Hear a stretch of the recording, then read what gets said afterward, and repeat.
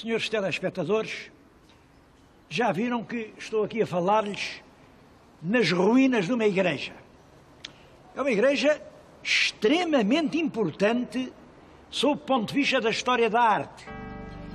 Uma igreja gótica, é do tempo do rei Dom Sancho II, e foi daqui que partiram os obreiros que foram fazer igrejas góticas em todo o país.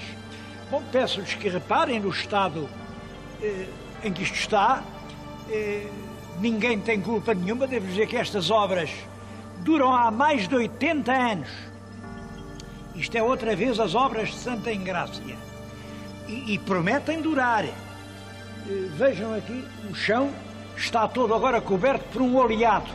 É porque está em curso uma campanha de reconstrução.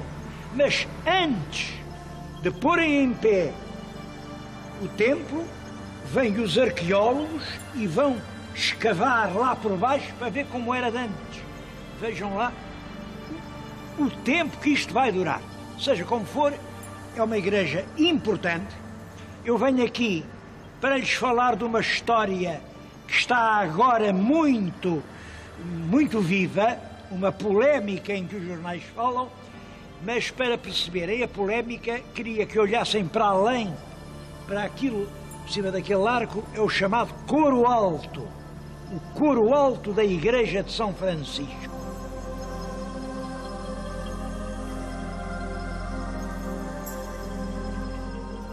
Aquele coro alto foi mandado construir pelo rei Dom Fernando, que tinha um projeto, era pôr ali o seu túmulo para toda a eternidade. Bom, sabem que o rei Dom Fernando não foi assim um grande rei. Ele nasceu em 1340, uma má altura para nascer, é um tempo mau. Em 48 vem a peste negra, é uma época difícil de Portugal. Depois foi rei, subiu ao trono em 1367. Esta data, 1367. A gente aqui sabe muito pouco de história do século XIV, mas é também uma altura má. Começa a Guerra dos 100 Anos, as nações europeias sentem-se perturbadas no seu crescimento e ele teve um reinado muito difícil. Olhem, tão difícil, saía de Lisboa, vinha-se meter aqui em Santarém, ele adorava Santarém, estava sempre aqui. Mas o que o povo dizia era isto. Porque o rei nunca decidia nada, estava cá, ia para Lisboa, de Lisboa vinha para aqui. E o povo dizia: asno vai e asno vem de Lisboa a Santarém. Quando um povo chama asno ao rei é mau sinal. E não era só o povo. O Camões escreveu nos Lusíadas: o fraco rei faz fraca a forte gente. E escreveu isso exatamente sobre este Dom Fernando. O fraco rei faz fraca a forte gente. Eu não sei se é verdade. Eu penso aos meus telespectadores, pensem se isso é assim. Será verdade que basta o senhor de cima ser assim fracote para toda a gente também não valer nada? Eu gostava que fosse, porque se o fraco rei faz fraca a forte gente, então o forte rei faz forte a fraca gente. E bastava achar um chefe de Estado capaz para o país progredir. Bem, qual das duas é verdadeira, eu não sei. Mas o que estava a dizer-lhes era isto. O Dom Fernando manda fazer ali aquele magnífico claustro, manda lavrar o seu túmulo, era uma linda peça de mármore todo esculpido. Entretanto, isto é um lugar da moda, toda a gente faz aqui as suas capelas. Estou-lhes a falar aqui no claustro, um claustro feito pelas grandes famílias. Hoje não é. Olhem para isto é um desastre. Reparem, tudo isto é terra batida, faz pó, até tem charcos, correm aí ribeiros. Bom, mas isto foi que, quando isto foi exclausturado, houve um senhor comandante que achou que este claustro era uma bela cavalariça para uma coisa que nos regulamentos militares se chama solípedes. Eu fui tropa, eu tenho muito gosto e fui alferes de infantaria. E nessa altura, quando a gente dizia, os animais, não dizia cavalos, nem éguas, nem machos, nem mulas, dizia os solípedes. Portanto, isto era o claustro dos solípedes. E para não escorregarem, porque isto com lajes de cantaria, os animais escorregavam aqui, o senhor comandante mandou arrancar as lajes todas, que naturalmente tinham túmulos debaixo, tinham inscrições, eram preciosas, reduziu tudo a cacos e isto ficou um caminho para os solípedes. Quer dizer, ficou um claustro para as bestas. Mas eu queria era falar-lhes do sonho do rei Dom Fernando.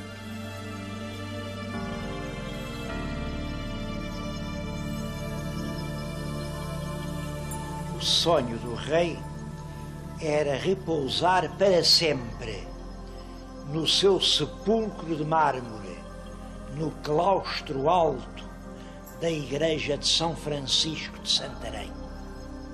Eu não sei se ele conseguiu alguma vez realizar esse sonho.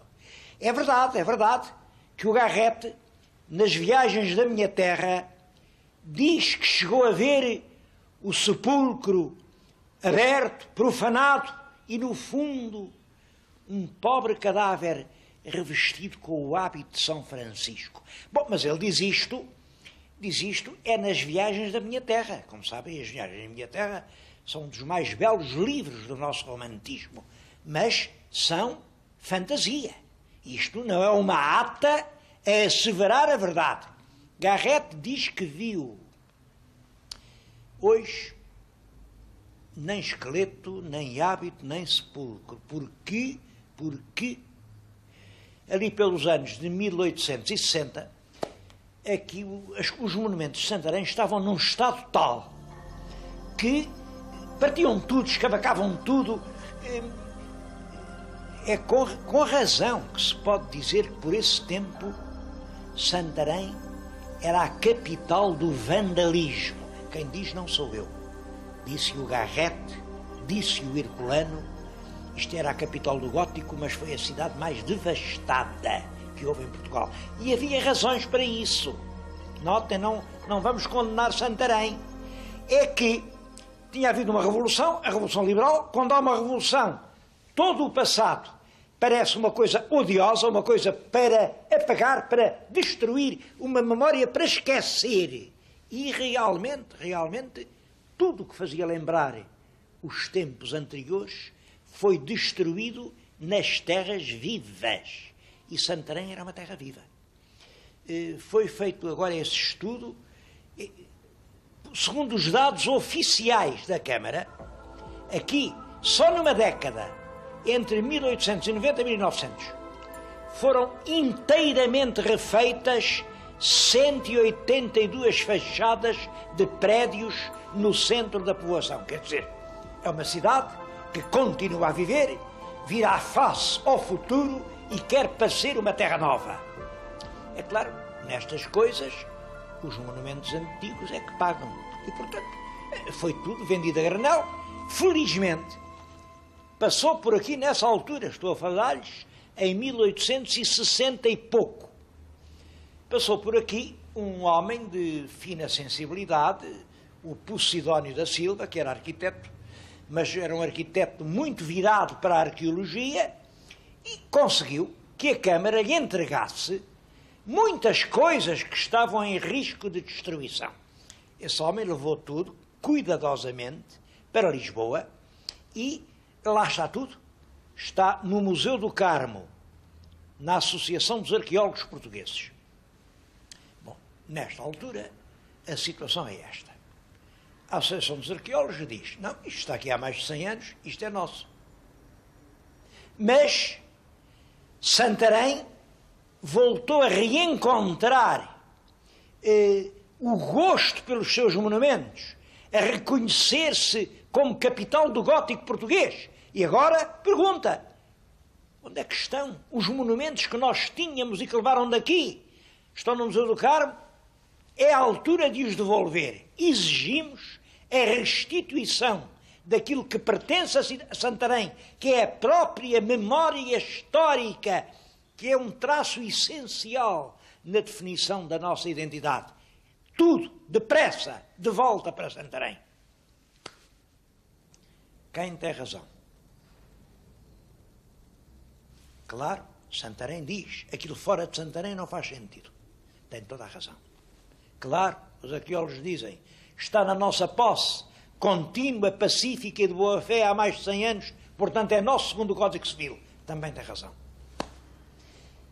Eu não quero transformar isto agora aqui numa sessão de tribunal. O que quero dizer é isto. À face das leis atuais, uma questão destas não tem solução. O que significa que as leis atuais não compreendem situações que estão a emergir um pouco por toda a parte. É evidente que os monumentos de Santarém têm de estar em Santarém. É evidente que aplicar-lhes o regime do Código Civil, referente, enfim, à propriedade privada, aos prédiozinhos, às heranças dos avós, não tem o mínimo sentido. Simplesmente não temos leis que contemplem essas situações. É, portanto, um problema a exigir solução. Tudo isto, este ambiente que para mim parece terrivelmente dramático do Convento de São Francisco, é um ambiente a exigir solução.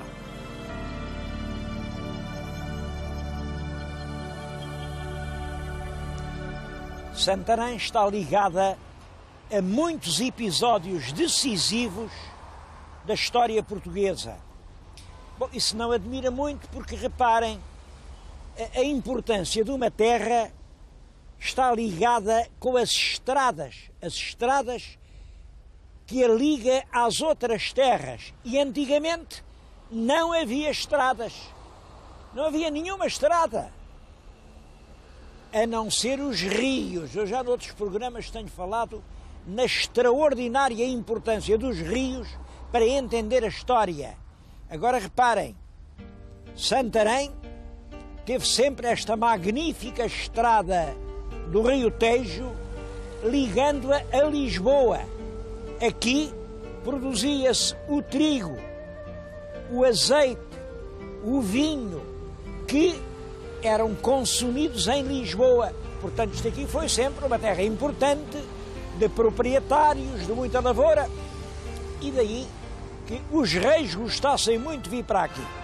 Eu vou só recordar-lhes 2 episódios que são particularmente importantes. O primeiro, acho que foi aqui neste sítio, porque as fontes dizem que foi diante da igreja de São Francisco. Isto tinha aqui assim uma espécie de alpendre à frente, e foi aqui que foi coroado rei e aclamado o príncipe perfeito, o Dom João II. Mas nesse caso, fala-se muito nisso, ele foi aclamado rei aqui em Santarém, e há uma coisa que cá para mim é um bocado misteriosa e que eu ainda não consegui resolver. Porque ele foi aclamado rei, mas o pai estava vivo, o pai era o Dom Afonso V. O que é que aconteceu? O rei, o Dom Afonso V, meteu-se numa guerra com Castela. A guerra correu bastante mal, bastante mal.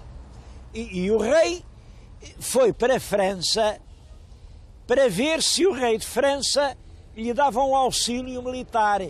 Bom, o rei de França era um homem muito manhoso, chamavam-lhe Raposo, era o Luís XI, e andou a entretê-lo, a iludi-lo, a enganá-lo, andou e manteve-o lá quase 1 ano.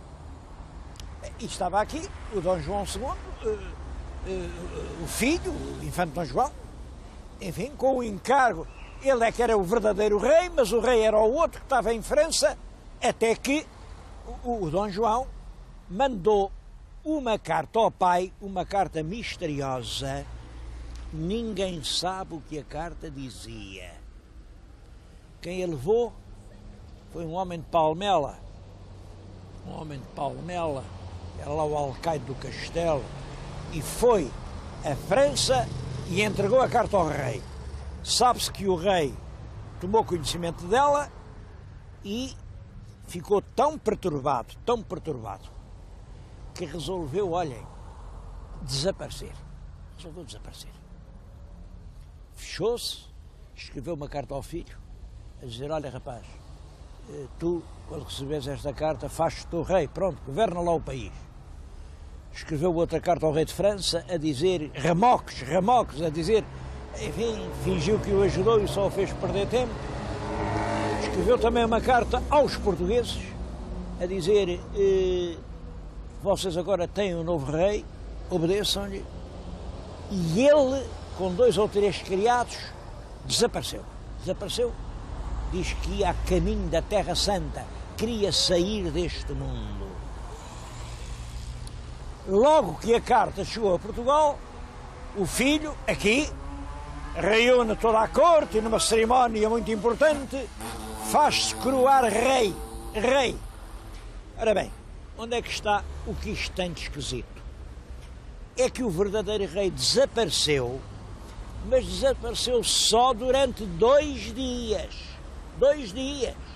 Ele estava no norte da França, na cidade de Honfleur, bateu-se pela estrada, mas logo que deram pela falta disso, mandaram cavaleiros atrás dele e 2 dias depois apareceu.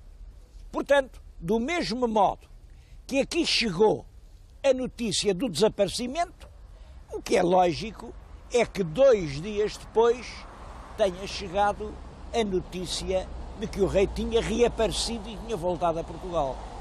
Como é que, com o desaparecimento de 2 dias, o Dom João II não esperou um pouco a ver no que as coisas davam? Então, desaparece o rei, é logo rei morto, rei posto. Isto, eu nem queria dizer isto, mas isto dá a ideia de que o Dom João II pensava que rei desaparecido era o mesmo que rei morto. Quer dizer, o Dom João II contou com a morte do pai. Bem, o que é que veio logo a notícia? Passado pouco, ele tinha-se coroado e logo a seguir veio a notícia. Afinal, o rei apareceu, está vivo. O Dom João II ficou muito aborrecido, ficou muito zangado e até disse que saiu com 2 amigos. Um era o Duque de Bragança e o outro era o cardeal da Altorinha, o Dom Jorge da Costa. Disse, então agora aparece o rei, então que diabo é que eu vou fazer? E o Duque de Bragança, que era mais velho que ele e era um conselheiro, disse, o que é que há de fazer? Vai recebê-lo como seu pai e seu rei. É o seu dever. O Dom João II, pega numa pedra e, furioso, atirou-a. A pedra bateu nas águas do Tejo e o Dom Jorge da Costa, cardeal Alpadinha, disse para o Duque, aquela pedra era contra nós que lhe demos o conselho. Eu cá por mim vou-me embora. E realmente fez as malinhas, foi para Roma e nunca mais voltou. O Duque não percebeu a situação, ficou cá e, como sabem, não durou muito mais anos. Foi degolado na Praça de Évora.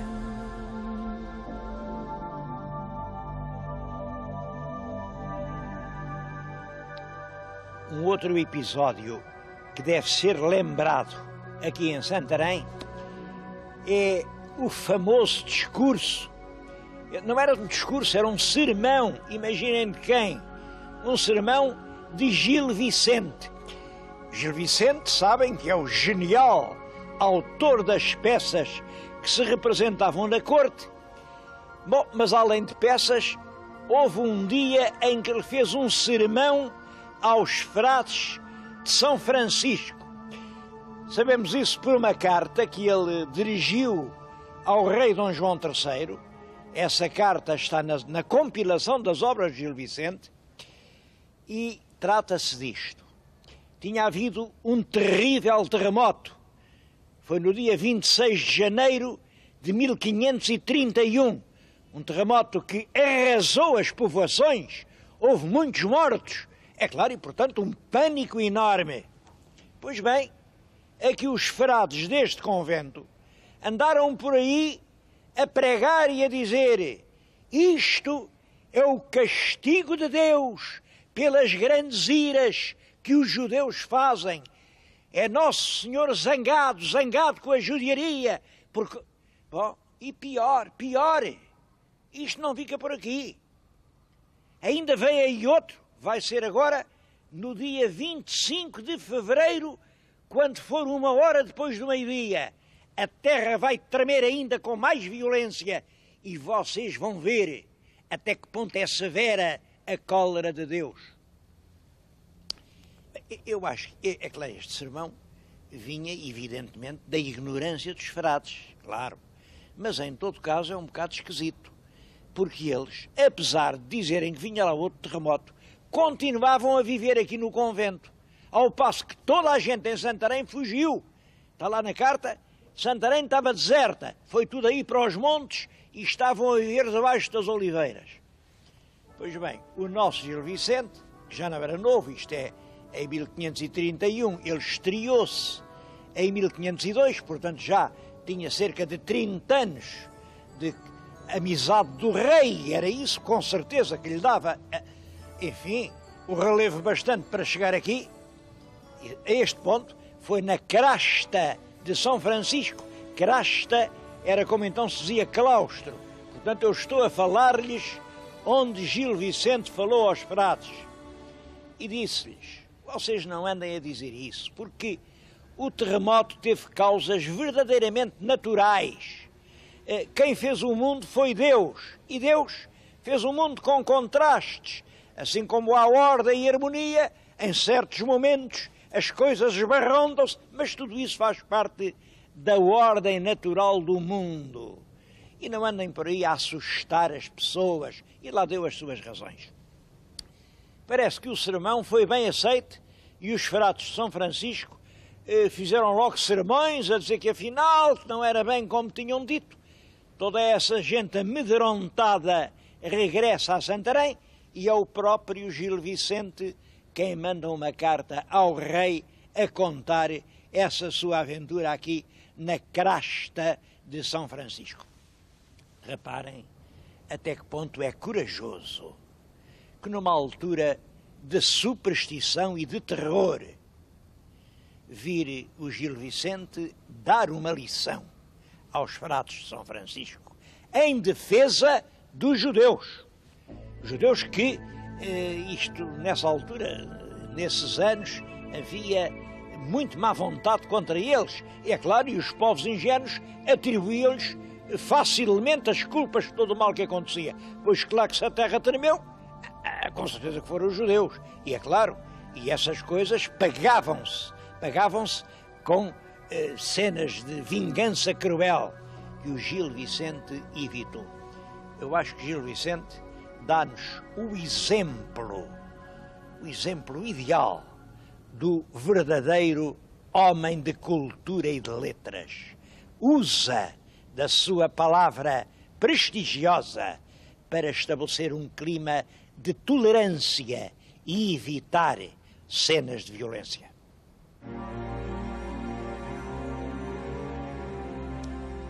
Qual vai ser o futuro deste grande conjunto que foi outrora o Mosteiro de São Francisco?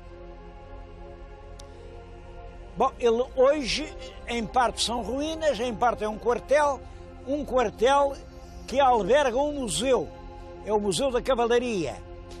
Eu gostava de o mostrar, mas ele está agora em artigos de mudança, está tudo encaixotado, mas pelo que vem na frente, percebem o que é o Museu da Cavalaria. E também está em curso um processo para a classificação de Santarém como património mundial. Esse processo já originou publicações excelentes.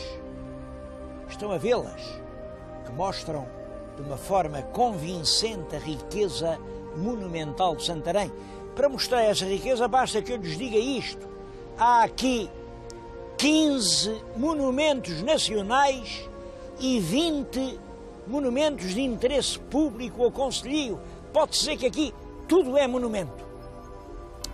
Bom, isto vai ser património mundial ou não vai? Eu não sei adivinhar o futuro. Agora, digo-lhes a minha opinião. Eu não sei se é mundial, se não é. Que é nacional, é com certeza. E que o futuro de Santarém vai ser numa grande cidade histórica, não tenho dúvida nenhuma. Bom, e já agora fica aqui uma ideia. Eu às vezes tenho tido ideias que o futuro confirma. Neste grande complexo que foi São Francisco, que é aqui ao lado da Trindade, ficava bem um museu do Portugal medieval, do Portugal gótico, do Portugal que vai desde o Dom Afonso Henriques a El Rei Dom Fernando, cujo sonho foi ficar aqui para sempre.